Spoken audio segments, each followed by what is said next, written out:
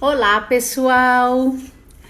Hoje nós vamos receber aqui no nosso especial Giro pelo Mundo da Academia Brasileira de Direito do Trabalho o professor Juan Raso. Vamos ver que o professor está chegando. Um dia muito especial. São Paulo começa a fazer um friozinho já.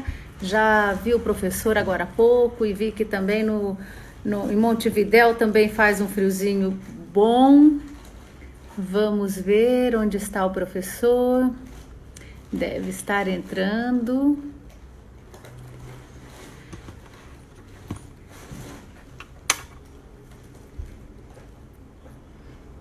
Vamos ver. Professor Juan Raso. Que, aliás, é um amigo queridíssimo. Também é membro do Cielo Laboral. Inclusive, o último Congresso Internacional do Cielo Laboral, pessoal, para quem não conhece o Cielo Laboral, é uma plataforma que reúne juristas de direito do trabalho e seguridade social do mundo inteiro.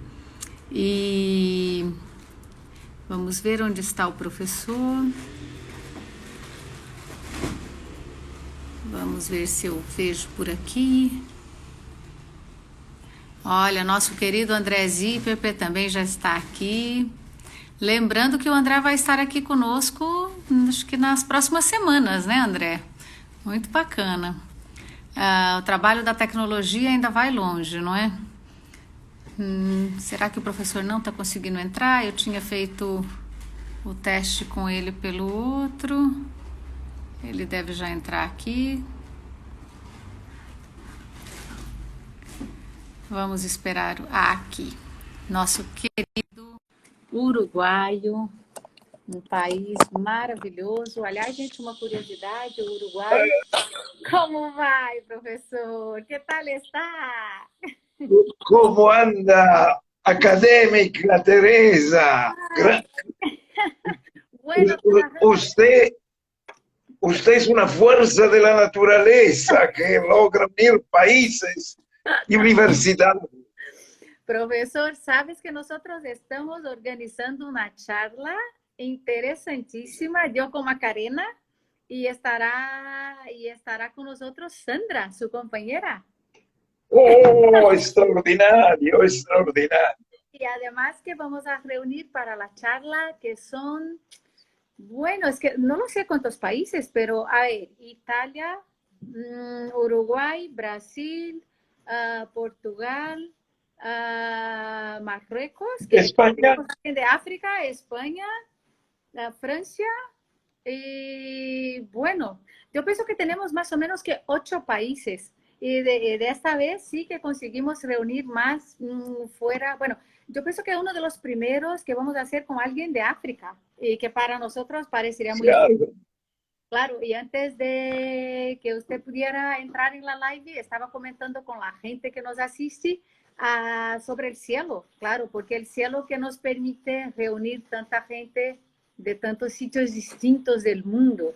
Y la comunidad es una cosa impresionante. Es este concepto, Teresa, de comunidad. Es decir, en cielo no es que hay grandes, pequeños, somos todos nosotros juntos, ¿no? Esto es verdad, esto es lo que más nos permite que estemos siempre interconectados, ¿verdad? Y Lourdes, Exacto, exacto. y Lourdes tiene una fuerza que de muerte, que no deja a nadie. Lourdes Meia, que es nuestra directora, es una fuerza impresionante. Pero bueno, profesor, que voy a presentarte a los amigos que nos ven, ya acordando que esta live, que después que la terminamos, quedará grabada y que la metemos siempre en la cuenta del YouTube de la academia. Esto permite que nosotros tenemos como una grande biblioteca con todas las cosas y claro, y con las entrevistas y hablando de cosas tan interesantes, ¿verdad? Y el profesor Juan Raso es nuestro académico invitado, está en la Academia Brasileña de Derecho Laboral también. Y además que es uno de los grandes catedráticos de América, está en Uruguay y es catedrático de la Universidad de la República en Uruguay. Bueno, profesor, que tiene tantos títulos de tantas cosas y para la gente les voy a recomendar su blog, que esto es lo mejor, que aquí siempre noticias muy interesantes, de siempre mete los artículos, noticias de todo el mundo y así que nos permite siempre quedarnos actualizados. Incluso la charla de hoy que habíamos elegido el tema sobre las luces y las sombras del teletrabajo y después, como siempre visito su blog, he visto que hay dos artículos que se siguieron y uno de ellos que está, que trae incluso un dato importante de una empresa de estadísticas sobre los teletrabajadores y las ganas que tiene o no de quedarse en casa después de la pandemia. Y estaba leyendo y una cosa que me pareció muy interesante porque, claro, yo pienso que lo midieron estos datos desde las empresas privadas, no de las empresas públicas. Y nosotros aquí en Brasil, con el inicio de la pandemia, lo que pasó es que el tribunal, y además estamos en una discusión brutal sobre el problema de las sesiones virtuales y de lo que llamamos de audiencias telepresenciales. En las últimas semanas, profesor, ha sido uno de los temas que ha ganado todas las pantallas de tele, de todo. ¿Por qué? Porque los procesos que ya eran procesos electrónicos, ahora son todo el procedimiento, está no solamente el procedimiento interno, pero el contacto y las sesiones, los juicios que hacemos con los abogados presentes, ahora están todos, cada uno en su sitio. Y hablando con la gente que trabaja conmigo en mi juzgado, me estaban diciendo, cuando todo vuelva a la normalidad, ¿tenemos que volver al juzgado o podemos quedarnos en casa? Y he dicho, bueno, y cuando he leído el artículo que ha puesto el nombre como el rechazo del teletrabajo permanente, me acordé mucho de lo que estaban hablando los trabajadores del servicio público, porque para muchos les gusta muchísimo y lo que me parece es que la gente en este tiempo ha tenido que acostumbrarse con eso. Y está todo el tema involucrado también con la cuestión de la crisis del derecho del trabajo. Profesor, son tantos temas que no lo sé por dónde quieren empezar. Por las luces, Mira, por las sombras, yo, por las encuestas. Teresa, yo me he organizado mentalmente en tres módulos, tres pequeños módulos. El primer módulo, hablar de lo que era el teletrabajo hasta hace 3 meses, lo que es hoy en día el teletrabajo y lo que probablemente será en el futuro el teletrabajo. Entonces, la primera cuestión, ubicarnos en la figura del teletrabajo, porque nosotros nos dedicamos al derecho del trabajo, pero el teletrabajo ha tenido siempre una relación problemática con el derecho del trabajo. El teletrabajo nace con las tecnologías que empiezan a difundirse en el mundo, especialmente en Estados Unidos, luego en Europa, en más o menos 1975. ¿No? Tenemos Internet, un mundo globalizado, y entonces muchos trabajadores empiezan a ver la posibilidad de trabajar a distancia. Las empresas al mismo tiempo usan teletrabajo como una forma de tercerización, de externalización. El teletrabajo está afuera, extramuro de la empresa. Entonces, ahí, en la década del 80, del 90, comienzo del siglo, va creciendo el teletrabajo. Dos líneas de teletrabajo. El teletrabajo creativo, inteligente, el design, una persona que vive en un pequeño pueblo de Uruguay y puede vender a Australia un proyecto, una idea, un diseño.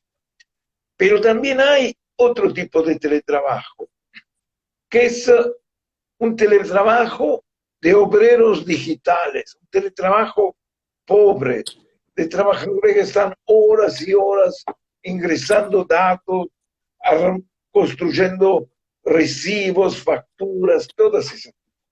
Entonces, se va desarrollando este teletrabajo. ¿Qué sucede con el derecho del trabajo? Muchas personas preguntan, ¿en tu país está regulado o no está regulado el teletrabajo?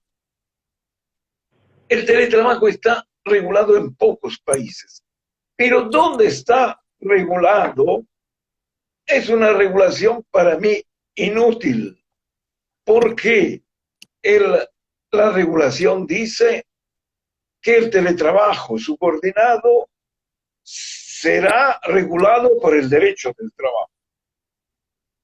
Pero eso no tiene mayor interés, porque el problema de base es que el teletrabajo, como ha venido desde 1970 hasta 2015, 2018, ha sido una de las mejores formas de un trabajo independiente, un trabajo autónomo.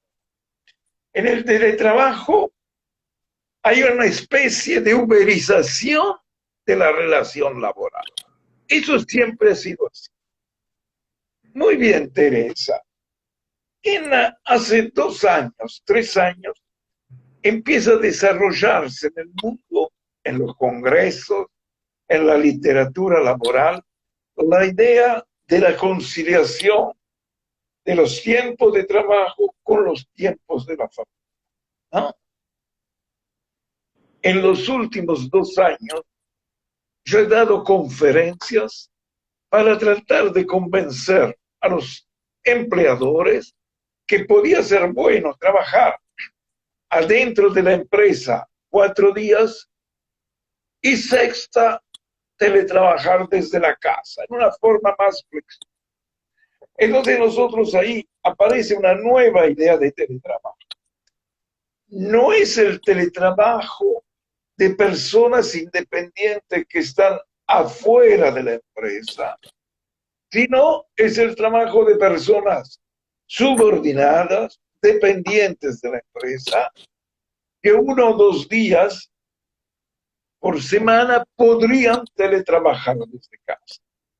En ese tema, en las reformas de Macron de 2017 y 2018, hay una ordenanza de Macron que da el derecho a los trabajadores que puedan teletrabajar desde casa a pedirle al empleador de construir una jornada flexible. Un poco desde casa, un poco desde la fábrica o desde la oficina. Ahora bien, llega la pandemia, llega el coronavirus.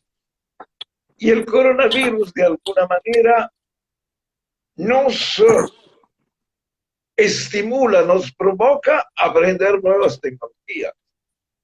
Yo, para tener esta conversación contigo, Teresa, he tenido que inscribirme en Instagram. No sabía muy bien qué era Instagram. El 13 de marzo, yo di una clase presencial en mis alumnos. De noche decretaron la emergencia sanitaria y el lunes, segunda de tarde, tuve que dar mi primera clase de Zoom. Yo no sabía que era Zoom. Lo único que sabía que en las máquinas fotográficas había un Zoom, pero no conocía la aplicación. Es decir, que yo, el 14 y el 15 de marzo, un fin de semana, tuve que aprender Zoom. Para hablar contigo, tuve que aprender Instagram. Entonces, todos nosotros nos estamos volviendo en la epidemia por necesidad, teletrabajadores, teledocentes, jueces, todo este tipo de cuestiones. Entonces, esta es una cuestión importante. Y el teletrabajo no es un teletrabajo de personas que estaban afuera de la empresa, es el teletrabajo normal nuestro, normal nuestro. ¿Qué ha sucedido con este teletrabajo? Una primera reacción de alegría, una primera reacción, estamos todos contentos en el teletrabajo, porque algunos piensan que estamos un poco en vacaciones en casa, ¿no? Pero la realidad va cambiando la forma en que nosotros vamos aproximándonos al teletrabajo. Nosotros nos damos cuenta que para teletrabajar precisamos un ambiente de trabajo que nos permita, de alguna manera, poder reflexionar, poder hablar con tranquilidad. Nosotros estamos, Teresa, ¿a cuántos kilómetros? 2.000, 3.000 kilómetros de distancia. Yo podía haber hecho esta exposición tranquilamente en mi casa, pero tuve que manejar 10 kilómetros hasta mi estudio para poder estar sin la mujer, sin los nietos, sin no, pues si no me vuelven loco. Entonces, eso es una cuestión que se va volviendo muy seria. ¿Cuál es la calidad del ambiente del teletrabajo? Entonces, yo tengo la suerte que pude venir a mi estudio y tenerles, pero no todos tienen esa suerte. La mayoría de los teletrabajadores probablemente son jóvenes que viven en apartamentos de 60 metros cuadrados con la esposa y los hijos.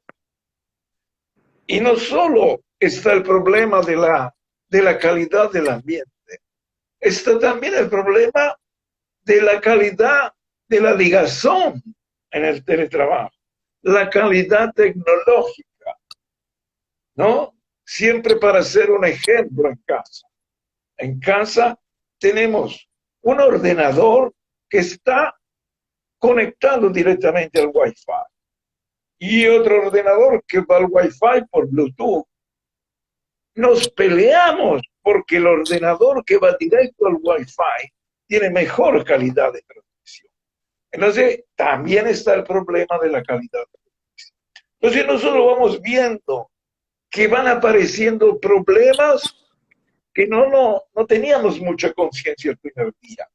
Y finalmente, Teresa, lo que yo considero que es una sombra muy importante en el teletrabajo, que el teletrabajador se va aislando de la sociedad.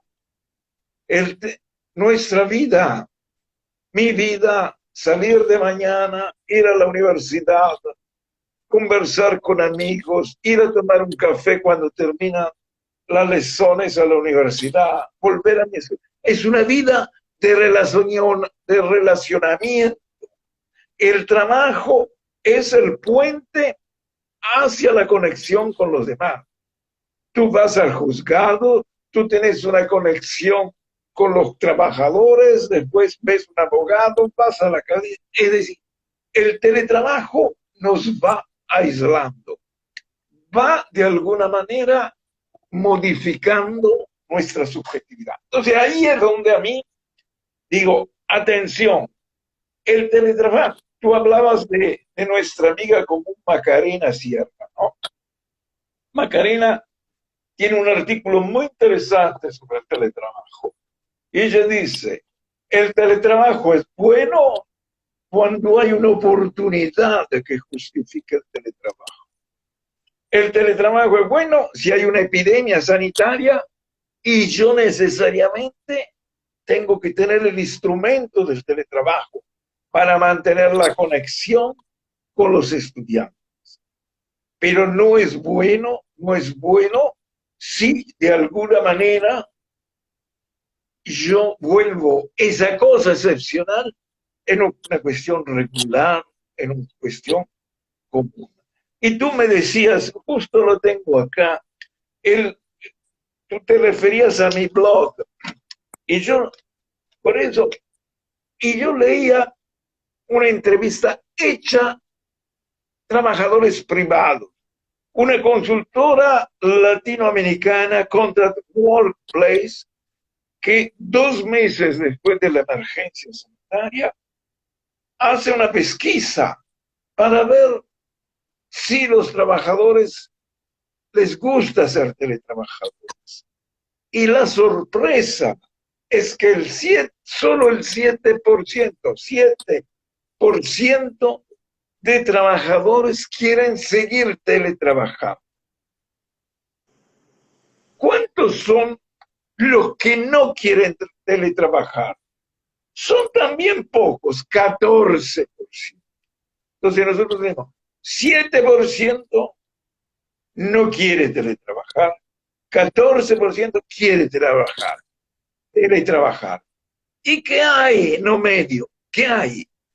Hay un 75-76% que quiere que el teletrabajo sea un instrumento de flexibilización de la relación laboral.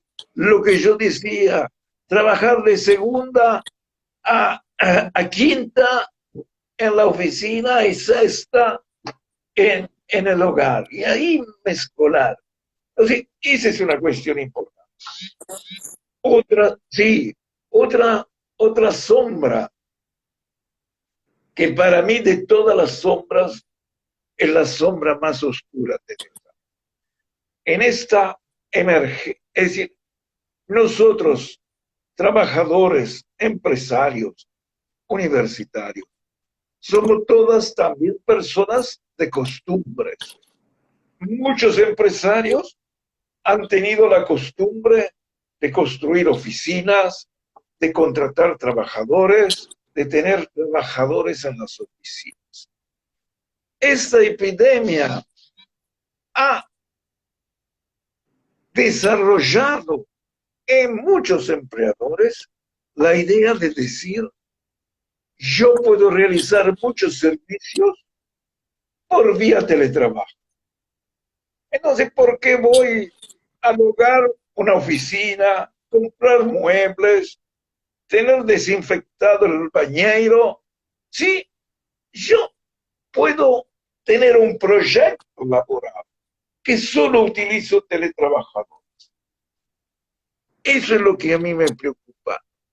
Muchos empresarios están descubriendo que pueden cambiar la rutina del pasado.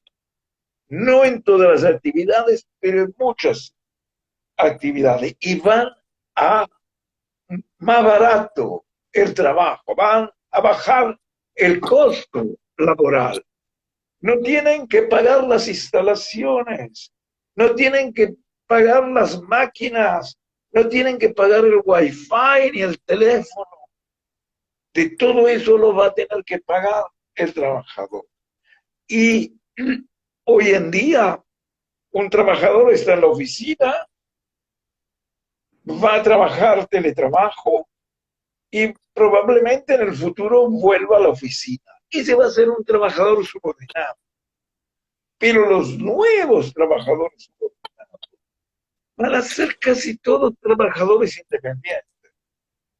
Van a ser los riders de las actividades de los servicios. Entonces, eso es lo que a mí me preocupa sobre el futuro. Pero hablé mucho. A mí me gustaría alguna reflexión tuya, alguna experiencia de Brasil también. Sí, profesor, estaba aquí apuntando algunas cosas mientras tú hablabas, que son cosas que yo pienso que van a ser las sombras comunes a muchos países. Cuando hablas, por ejemplo, de la cuestión de la compatibilidad entre trabajar una parte de la jornada o de los días en casa y la otra en la oficina. Bueno, este tema está muy vinculado a la cuestión de la flexibilidad laboral. que es uno de los temas que nosotros intentamos siempre luchar para que la flexibilidad siempre sea más, ¿cómo que te voy a decir? Que no sea tan contundente la flexibilidad, o sea, que los contratos vuelvan a ser contratos que no tengan tantas flexibilidades. Pero el problema es que el teletrabajo me parece que trae la seducción por una flexibilidad que es una cosa interesante, no solamente desde el punto de vista del empresario, pero también desde el punto de vista del trabajador, principalmente profesor, y Macarena también ha tratado este tema porque Macarena incluso ha estrenado este giro por el mundo que estamos haciendo. Macarena había tratado también del tema de la flexibilidad y del interés que tienen las mujeres. Claro, porque seguimos teniendo mucha desigualdad en todo el mundo y nosotros sabemos que América Latina, América del Sur, bueno, en América de una manera general, mucho más que los otros sitios, ¿sabes? Y entonces, claro, como que, claro, por una parte es una cosa muy interesante tener el teletrabajo, porque esto viabiliza la compatibilidad entre la vida privada y la vida laboral, pero por otra parte, al mismo tiempo que puede ser un factor que crea más desigualdades. Y además que viene un discurso y hay una profesora que no me voy a acordar su nombre ahora, pero ha escrito un artículo muy interesante diciendo que hay una ilusión de que el teletrabajo podrá servir como un instrumento para que tengamos más igualdad. Pero lo que está pasando en muchos casos, incluso en países desarrollados, es justamente al revés. O sea, que el teletrabajo que tiene la bandera delante de decir, no, que vamos a tener más igualdad, está contribuyendo para una desigualdad más acentuada.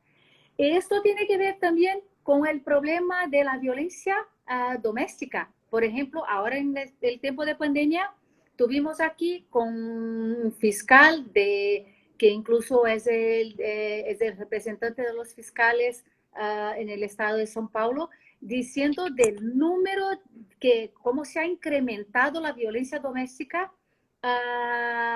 por la pandemia. Entonces, claro, tú tienes que trabajar. A ver, cuando tenemos, como tú acabas de decir, que tiene un ambiente, claro, eso está vinculado al tema del ambiente del trabajo. Si tengo un ambiente del trabajo favorable para hacer teletrabajo en mi casa, genial. Pero a partir del punto de que la mayoría de los trabajadores no tiene esta condición, o sea, que viven en casas pequeñas, en sitios, imagínate, por ejemplo, la gente de la favela, ¿sabes? ¿Cómo que se va a desarrollar un teletrabajo eficiente desde su casa? Y entonces, leyendo los índices, he dicho, bueno, 7%, ese 7% considera a la gente las condiciones del ambiente del trabajo, porque una cosa es cuando hablamos con la gente que tiene condiciones mejores. Y claro, estaba mirando algunas noticias sobre, por ejemplo, los arquitectos, los proyectos arquitectónicos de reconstrucción que van a cambiar todos. O sea, la disposición como hacíamos una casa ahora pasa a tener en cuenta que toda la casa tiene que tener un espacio de oficina para teletrabajo. Entonces, hay muchos datos que están ubicados. Y bueno, y tú conoces muy bien, desde un otro punto, el sistema de la representatividad sindical. Sabemos que Brasil tiene, bueno, no tiene un problema, tiene casi todos los problemas con relación a la representatividad sindical, que no tenemos, bueno, quizá no tenemos libertad sindical. Y ahora que este problema del teletrabajo que me parece que va a plantear un problema muy gordo con las relaciones de derecho colectivo. Por ejemplo, ahora, como tú mismo has considerado, las empresas se dan cuenta de que el problema no hace falta que tenga una planta con un montón de costes, porque que puedo meter los trabajadores en su casa. Aunque yo pague un suplemento salarial, una ayuda salarial para costear la internet y todas las cosas, que me va a salir mucho más económico do que venga ese trabajador hasta la planta de la empresa para prestar su servicio. Bueno, y entonces eso quiere decir que puedo contratar trabajadores en todos los sitios. Puedo tener una sala pequeña donde funciona todo el corazón, el cerebro de la empresa y todos los trabajadores, subordinados o no, que están fuera de la planta de la empresa. ¿Cómo quedaría la representatividad sindical de esos trabajadores? A ver, mi empresa se queda en São Paulo y tengo trabajadores en todos los estados brasileños. Bueno, Tengo trabajadores en Argentina, en Uruguay, en España, en Italia. Mira, que hablo con realidades distintas. ¿Cómo serán las condiciones de trabajo? ¿Y cómo voy a hacer los acuerdos colectivos con esos trabajadores? Yo tengo la solución, ¿Qué vamos a hacer? Primero, dos cuestiones. Tú dijiste dos ideas. Una primera idea que de una profesora amiga que dijo esta frase que yo anoté, me parece muy interesante. Muchos trabajadores tienen la ilusión del teletrabajo. El teletrabajo, yo creo que realmente es una ilusión. El teletrabajo es un nuevo instrumento de mayor precarización de la actividad laboral. Cuando tú decís... el otro punto que te iba a hablar, que justo de la cuestión de la precarización, porque si tenemos flexibilidad, automáticamente que me parece que vamos a tener precarización. Que más pero, o menos pero hay un problema. La flexibilidad, la palabra flexibilidad es maravillosa. Yo en mi relación con los estudiantes, con los abogados, con los jueces, soy siempre flexible. El problema es que cuando se quiere utilizar la flexibilidad para no cumplir con las normas, eso no es flexibilidad. Todos queremos trabajar, gobernar flexiblemente nuestros tiempos de trabajo, pero sabemos que esa idea siempre después lleva a una mayor explotación, a una mayor precarización. Tú decías que los arquitectos van a empezar a pensar casas con un lugar para el teletrabajo. Me parece una idea realmente interesante. Y a veces nosotros no nos damos cuenta la genialidad del capitalismo. A mí me gusta, por ejemplo, ir a veces a tomar un café a una de estas tiendas muy importantes en el mundo de hamburguesas. Y esta tienda muy importante de hamburguesa me ha convencido que yo tengo que ser el garzón de mí mismo. Yo voy, agarro el plato, cosí. Después que comí, yo quiero dejar todo ahí, pero la gente me mira y dice, ¡ah! ¿Por qué? Entonces me tengo que levantar, llevar a limpiar la mano. Entonces, y así está sucediendo con el teletrabajo. ¿Por qué yo gastar en el ambiente de trabajo cuando el costo lo puede asumir el trabajador? ¿Y qué sucede con el accidente de trabajo? ¿Qué sucede si el trabajador llega a la computadora y tropieza, se cae, y las pone los dedos? Profesor, y las enfermedades, que uno ya ha dicho que la próxima pandemia es la pandemia mental. Pero, escucha, Teresa, en casa. pero Teresa, cuando yo era un niño, las enfermedades profesionales eran típicas de una actividad. Por ejemplo, el saturnismo en el plomo, el asbesto. Hoy el teletrabajo muestra enfermedades profesionales que van a agarrar a todo el mundo. Los óculos, la tendinitis, ¿no? Y el aislamiento, la locura.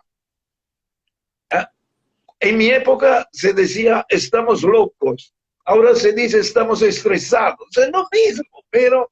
Ahora, cuando tú me hablas del sindicato y la situación actual, las comunicaciones actuales, la fragmentación del trabajo, también yo ahí hago una crítica al sindicato. Yo creo que el sindicato sigue pensando con viejos criterios y el mundo ha cambiado. Entonces yo decía, tengo la solución. Y la solución, y lo digo en serio, no lo digo para reír. Si tú fueras una líder sindical de todos nosotros, nos estarías entusiasmando a todos nosotros, Claro. porque pones tu energía con todas esas, podés reunirte con una masa enorme de personas. Pero me parece que el sindicato no ha entendido todavía cómo manejar el instrumento. El sindicato piensa que las tecnologías van en contra del modelo antiguo de fábrica, entonces rechaza. Me parece una visión de Uruguay, no quiero entrar en el tema de Brasil.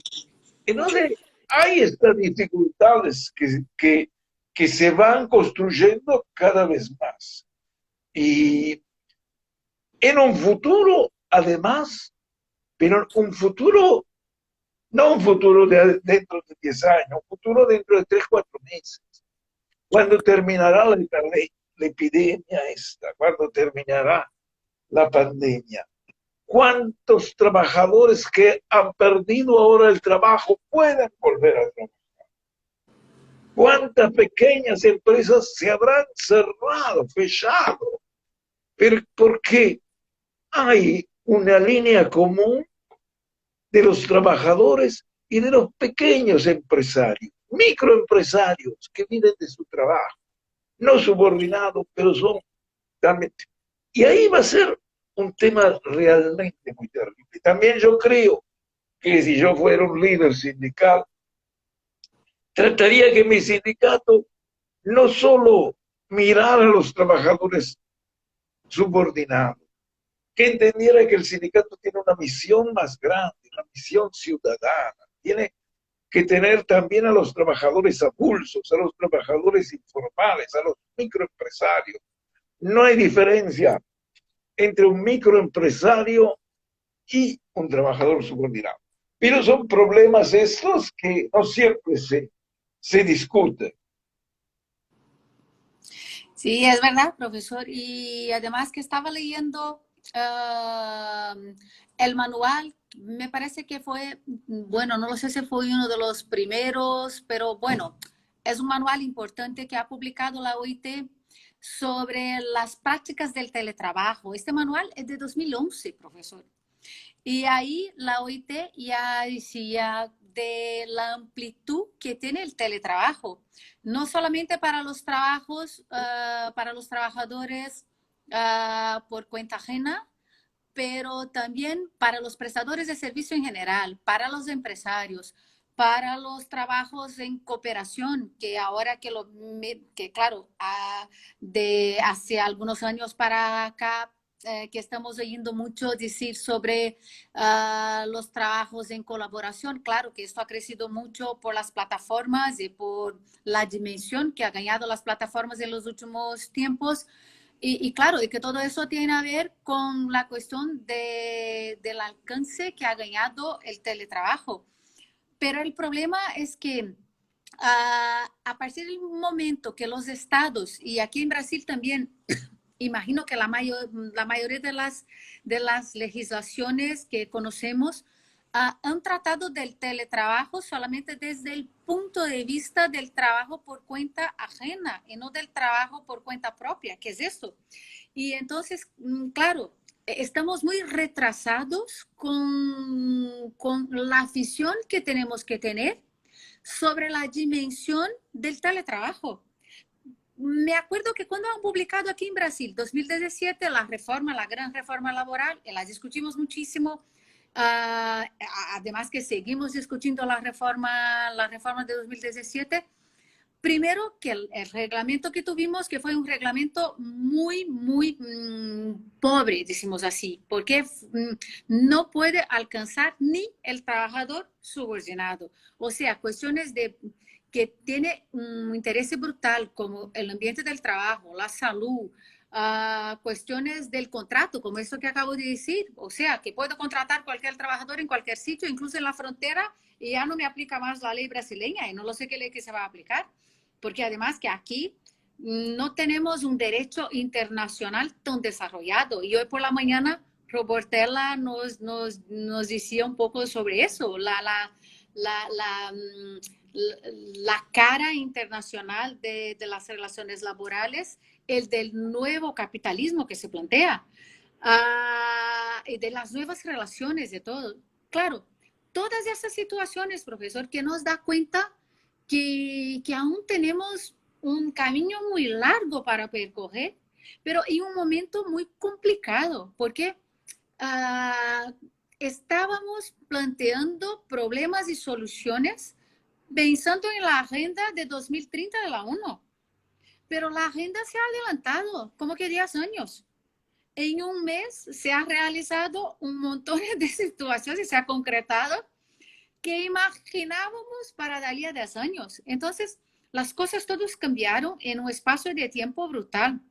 Y cuando ha salido la primera medida provisoria aquí en Brasil, he escrito un artículo incluso, bueno, algunas ideas muy rápidas diciendo, ahora es la vez del sindicato, si con todos los atrapos que ha sufrido, no ha aprendido, ahora que me parece que es el momento que el sindicato tiene para concientizarse que tiene que tener una nueva misión que no vinculada o limitada por los muros de la fábrica física, porque no tenemos fronteras. Aunque los gobiernos cierren las fronteras para que no tengamos un movimiento de trabajadores, bueno, un movimiento de personas por fronteras físicas, se puede construir muros altos con todo lo que quiera.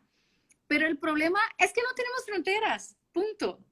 Se puede hacer relaciones jurídicas, yo puedo hacerlas desde aquí, como estamos hablando, y ahí está. Cerramos negocios, hacemos todo, y claro, lo único que tenemos que movimentar es el capital financiero, pero esto también se puede movimentar de cualquier sitio, se puede hacer transferencias y repasos de dinero y de lo que sea por todo el mundo. Me parece, profesor, que no tenemos una estructura para todo eso. Y el problema es cuál sería la preocupación de lo que tienen que los estados preocuparse, porque esto que va a afectar, claro, y además con toda la crisis, que va a afectar profundamente las economías y la sociedad, como tú acabas de decir, por ejemplo, el aislamiento de los trabajadores que va a provocar un cambio de comportamiento en relacionamientos sociales. Esto puede afectar desde las relaciones familiares hasta las relaciones sociales de una manera general. Pero mira, es decir, es una nueva realidad que nosotros pensábamos que se iba a desarrollar, lo dijiste tú, en 10 años. Y en cambio, aterrizó en 1 o 2 meses.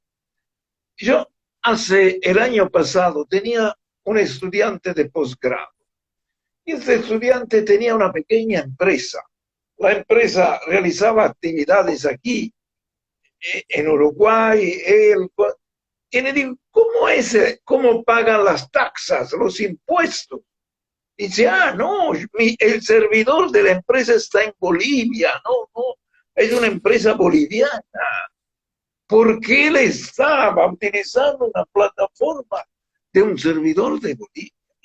Entonces, como dice Luis Robertella, no estamos, para nosotros, el derecho internacional del trabajo es todavía una fantasía. Nosotros podemos hablar de la teoría de la globalización, pero no de la realidad. Una de las cosas muy divertidas de esta epidemia para mí es que viajo muchísimo. Hoy estoy contigo en Brasil. Ayer de tarde estaba en Córdoba, en Argentina, y estaba en una videoconferencia con Wilfredo Sanguinetti de la Universidad de Salamanca. Y hablábamos del teletrabajo, y Wilfredo decía, antes de la crisis se hizo una pesquisa sobre teletrabajadores en España, ¿sabes cuál es el horario donde más trabajan los teletrabajadores? De 2 a 3 de la mañana. ¿Por qué? Porque trabajan para un mundo global. Claro, ¿Entiendes? Entonces también eso permite formas de explotación, de trabajo nocturno, que nosotros, ¿qué vamos? Yo me presento ante el ministerio y pido que hagan eh, la inspección del trabajo, vaya a la casa de un teletrabajador para ver cómo trabaja, si trabaja en condiciones, si no trabaja. Entonces, es un mundo que se está transformando. Yo también en este discurso tengo un chip positivo. Yo creo que la historia de la humanidad ha sido de transformación, ¿no? A veces digo a los estudiantes, imagínense esos pobres trabajadores en el 1780, 1800, que trabajaban en fábricas de candelas. Se dice candela en portugués, velas, velas. Se dice, tú de noche que prendes una o en el cumpleaños pones las velas. velas, ¿no? Sí. Entonces yo digo a los estudiantes, imagínense en 1850, 1860, cuando apareció la luz eléctrica, los trabajadores de las fábricas de velas estaban desesperados, estaban muertos. Hoy reímos de esto, porque ha sido buena la luz eléctrica y ha construido mucho más trabajo. El problema grave que hoy en día hay es que hay mucha competencia internacional. Entonces se busca la forma de explotar y optimizar el trabajo de los demás. Ese es un problema que ha vuelto con mucha fuerza hoy en día. Y el teletrabajo puede ser una herramienta, porque el teletrabajo tiene esa cuestión de alguna manera de ser un indicador de la independencia del trabajador. Entonces, ese es un problema. ¿Y cómo se sale de esto? De esto se sale debatiendo, Teresa, hablando, comunicando, escribiendo, reflexionando y tratando de tener una cabeza que mire al futuro. Muchos manejan el auto de su vida y no miran adelante, miran en el espejo retrovisor. No puede ser. Entonces, se moderniza el mundo, pero también tenemos que modernizar las cabezas. Para cuestiones globales, profesor, hay que tener una visión global. Es esto. No tenemos cómo resolver con la visión tradicional a aumentar los grados de las gafas. Ahora, un problema grave, Teresa, y estamos ya llegando al final, sí. Pero un tema que va más allá del teletrabajo y que me preocupa mucho, es que está modificándose la subjetividad de todos nosotros. ¿Qué es subjetividad? Subjetividad es cómo pensamos, es cómo trabajamos, es cómo nos vemos. Y nosotros, hasta noviembre del año pasado, vivíamos una subjetividad del hiperconsumo, viajes, crucero, casamiento de 500 invitados, fitness todos los días, supermercados repletos, shopping de alta gama. Hoy esa subjetividad, la subjetividad del consumo, está cayendo, está cayendo. Nosotros hemos ingresado en una subjetividad temerosa.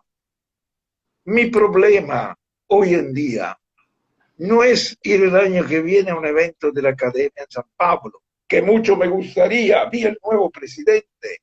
Mi problema no es ese, es preguntarme cuándo puedo ir al cine a ver una película dentro de una sala cinematográfica.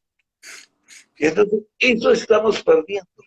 ¿Por qué tenemos miedo, tenemos temor de todo. Eso Claro. es un peligro. Eso es un peligro. Y yo a veces me sorprendo. Jóvenes que son paranoicamente temerosos, siendo jóvenes fuertes. Entonces, tenemos que acostumbrarnos a un mundo donde será cada vez más difícil ir a un partido de fútbol, hacer un viaje internacional. Y por los próximos 10 años, nadie va a comprar un pasaje de crucero, porque lo peor debe ser quedar aislado en un crucero. Y además, estamos saliendo del COVID-19, pero ¿dónde estará el COVID-20? Esa es la otra pregunta. Esta es la otra pregunta. Profesor, la única cosa que quiero es poder cruzar la frontera e ir a Uruguay a tomar un vino bueno y a la mesa para una charla con un